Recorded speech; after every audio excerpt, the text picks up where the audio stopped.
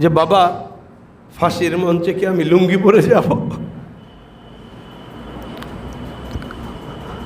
সন্তান বলেছিল, না বাবা, তুমি সব সময় যেভাবে পরিপাটি থাকো সেভাবে পরিপাটি অবস্থায় তুমি যাবে। বাংলাদেশ জামাত ইসলামীর শহীদের যে পরিমাণ রক্ত ঝরেছে, এই জমিনেই ইসলামের পতাকা উড্ডীন হবে ইনশাআল্লাহ। শুধুমাত্র সৌভাগ্যবানরাই শিবির করার যোগ্যতা অর্জন করতে পারে। আমরাও এটা বিশ্বাস করি। যে কেউ শিবির করতে পারে না। যে কারো কপালে শিবিরের খাতায় নাম লেখার সুযোগ হয় না। শিবির লিখতে পারে তারাই যারা বাতাসের গতি পাল্টে দেওয়ার ক্ষমতা রাখে। শিবির করতে পারে তারা।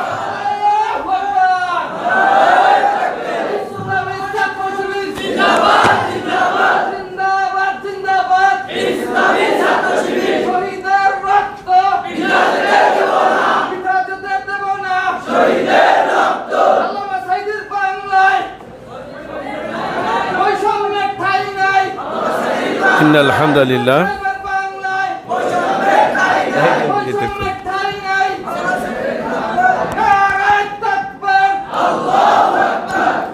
আলহামদুলিল্লাহ ওয়াসসালাতু ওয়াসসালামু আলা নবিনা মুহাম্মদ ওয়া আলা আলিহি ওয়া সাহবিহি আজমাইন। শহীদ পরিবারের গর্বিত সন্তানদের সাথে পিরোজপুর জেলা জামাত ইসলামী এবং বাংলাদেশ ইসলামী ছাত্র শিবিরের সম্মানিত দায়িত্বশীলদের সাথে মত বিনিময় সভার আজকের সম্মানিত প্রধান অতিথি পিরোজপুর জেলার সংগ্রামী আমির, আমাদের সকলের প্রিয় জনাব তাফাজ্জল হোসেন ফরিদ, উপস্থিত আছেন বাংলাদেশ জামাত ইসলামীর সংগ্রামী আমির, সাবেক সফল মন্ত্রী, বিশ্ব ইসলামী আন্দোলনের অন্যতম পুরোধা শহীদ মৌলানা মতিউর রহমান নিজামীর সুযোগ্য সন্তান,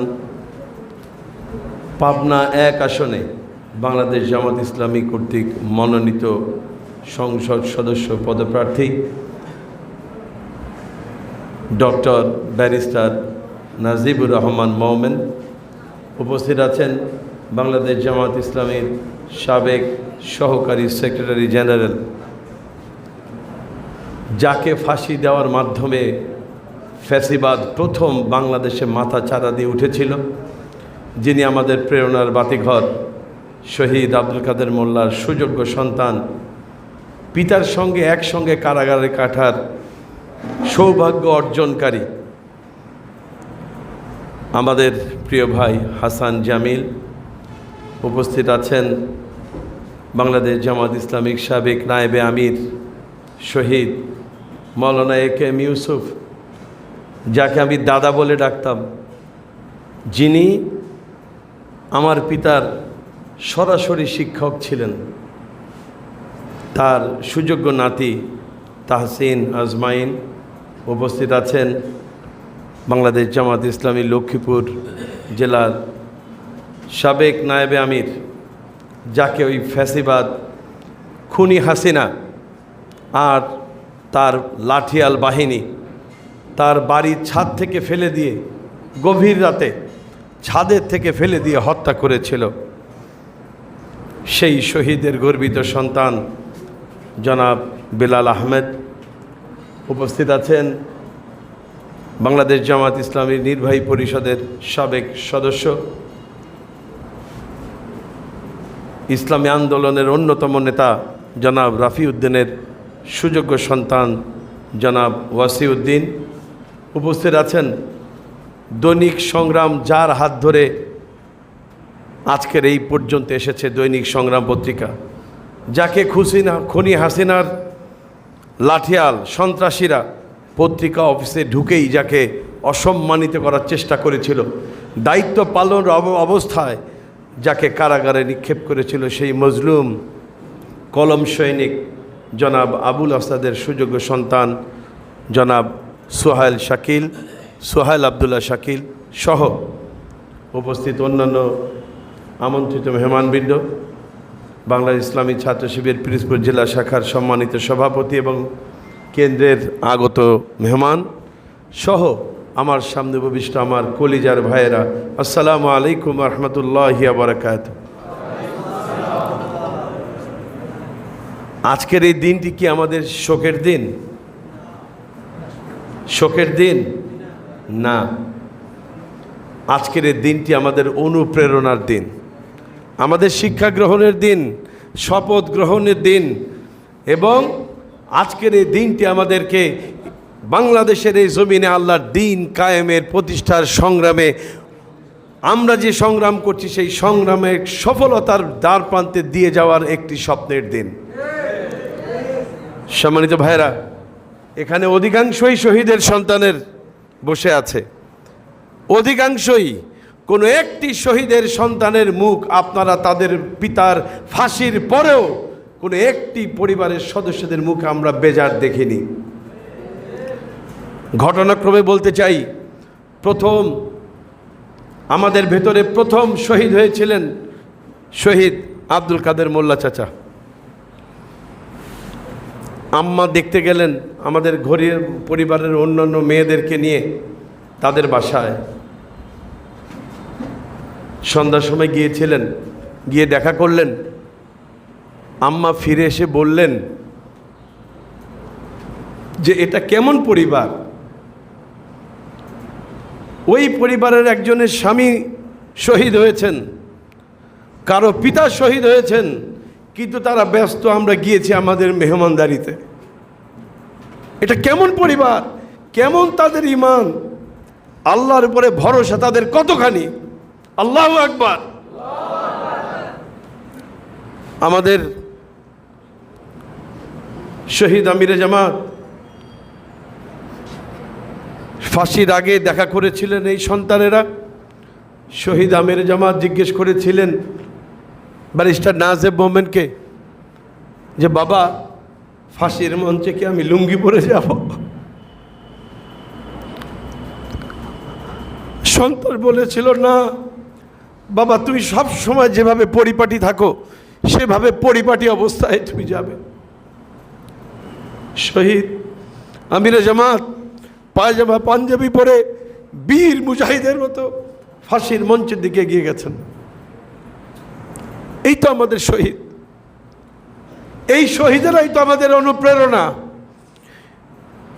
আমরা বিশ্বাস করি এই জমিনে আমাদের যে সমস্ত শহীদের রক্ত ঝরেছে, এই জমিনে বাংলাদেশ ইসলামী ছাত্র শিবির এবং বাংলাদেশ জামাত ইসলামীর শহীদের যে পরিমাণ রক্ত ঝরেছে, এই জমিনেই ইসলামের পতাকা উড্ডীন হবে ইনশাআল্লাহ। সেদিন খুব বেশি দূরে নয়, সেদিন খুব বেশি দূরে নয়। আমরা দেখতে পাচ্ছি, আমরা কিন্তু ধীর গতিতে আমরা সেভাবে ওই ইসলাম প্রতিষ্ঠার আন্দোলন এবং বাংলাদেশের জমিনে ইসলাম প্রতিষ্ঠার দিকে এগিয়ে যাচ্ছি। কিন্তু আমাদেরকে ধৈর্য ধরতে হবে, আমাদেরকে ধৈর্য ধরতে হবে। ওরা ভেবেছিল ডাক্তার শহীদ ফয়েজ আহমেদকে ছাদের থেকে ফেলে দিয়ে জামাতের নেতাকর্মীদেরকে ভীত সন্ত্রস্ত করবে, আমরা ইসলামী আন্দোলন থেকে সরে যাব। ওরা ভেবেছিল আমরা ঘরের মধ্যে লুকিয়ে পড়ব। কিন্তু আমরা গত 15 বছরে একদিনের জন্য কি ঘরে লুকিয়েছিলাম? আন্দোলনে সংগ্রামে সর্বত্র জামাত এবং শিবিরের পদচারণা ছিল। আমরা সর্বত্র ভূমিকা রেখেছি এবং আমাদের ভূমিকার কারণেই আজকে বাংলাদেশ দ্বিতীয় স্বাধীনতা অর্জন করেছে। সম্মানিত ভাইরা, আমাদের এখন শুধু দরকার ধৈর্য, আর দরকার আল্লাহর উপরে পূর্ণ তাওয়াক্কুল, আর দরকার আল্লাহর দিকে মুতাওয়াজ্জু হয়ে যাওয়া। তাহলে আল্লাহর পক্ষ থেকে আমাদের জন্য রহমত অবিরাম ধারায় আসবে ইনশাআল্লাহ। আমাদেরকে অনেকে আমাদের গায়ে পায়ে পাড়া দিয়ে ঝগড়া লাগার চেষ্টা করছে, আমাদেরকে গুপ্ত সংগঠন, আমরা অমুক, আমরা তমুক, নানা কথা বলছে। আরে তোমরাই তো বলেছিলে যে জুলাই আন্দোলনের সঙ্গে তোমাদের কোনো সম্পর্ক নাই।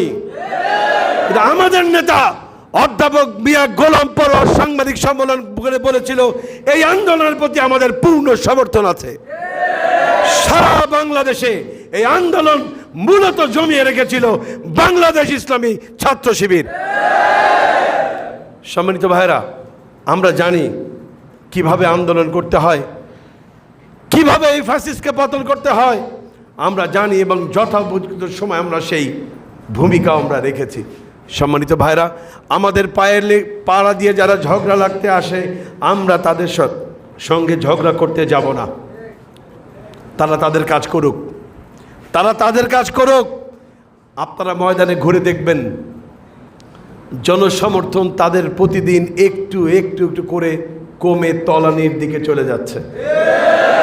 মাত্র কয়েকদিন আগে পাথর মেরে তারা মানুষকে হত্যা করেছে, আর মাত্র দুদিন আগে দেখলাম তারা পাথর খেয়েও ফেলেছে। তাহলে এদেরকে জনগণ আর দেখতে চায় না। এই পরিবর্তিত বাংলাদেশে, জুলাই বিপ্লবের বাংলাদেশে জনগণ সৎ এবং যোগ্য লোকের নেতৃত্ব বাংলাদেশে দেখতে চায়।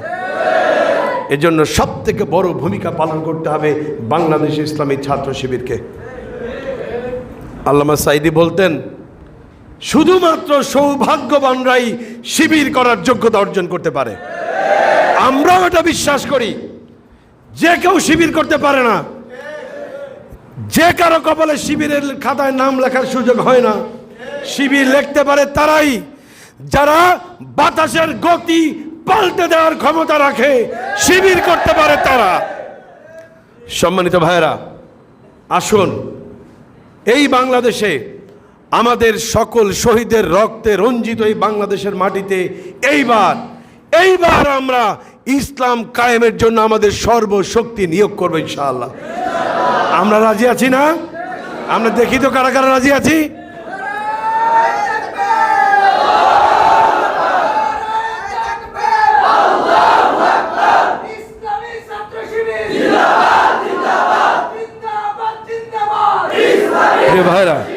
প্রিয় ভাইরা, এটা সবাই জানে, এই জমানার শ্রেষ্ঠ বীর, এই জমানার শ্রেষ্ঠ বীর, এটা সবাই জানে, সারা দেশবাসী জানে।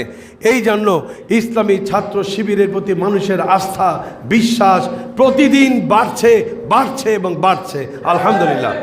সুতরাং এই সমাজ পরিবর্তনের জন্য সবথেকে বড় ভূমিকা পালন করতে হবে ইসলামী ছাত্র শিবিরকে।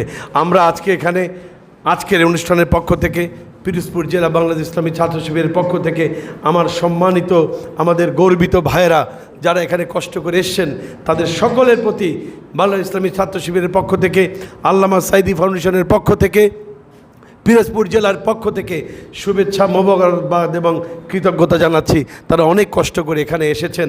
আমরা দোয়া করছি আল্লাহ রাব্বুল আলামিন আমাদের শহীদেরা, আমরা বিশ্বাস করি তারা এখন জান্নাতের পাখি হয়ে জান্নাতে ঘুরে বেড়াচ্ছেন, এটা আমাদের বিশ্বাস এবং এই দোয়াই আমরা করি। আজকে আরও দোয়া করছি আল্লাহ রাব্বুল আলামিন, আমরা যেভাবে আজকে মজলিস করে এখানে বসেছি, আমাদের শহীদ পরিবারের সম্মানিত ভাইদেরকে নিয়ে আমাদের ওই সকল শহীদদের সাথে জান্নাতে আমাদেরকে যেন একসাথে থাকার আমাদের তৌফিক আল্লাহ যেন দান করেন। আমি তোমাদের জন্য দোয়া করছি, আল্লাহ রাব্বুল আলামিন আপনাদের সবাইকে নেক হায়াতে রাখেন, সুস্থ রাখেন এবং ঈমানের সাথে রাখেন। আজকের মতো আমার কথা শেষ করছি এবং আজকের মতো এই সভার সমাপ্তি ঘোষণা করছি। আসসালামু আলাইকুম ওয়া রাহমাতুল্লাহি ওয়া বারাকাতুহু।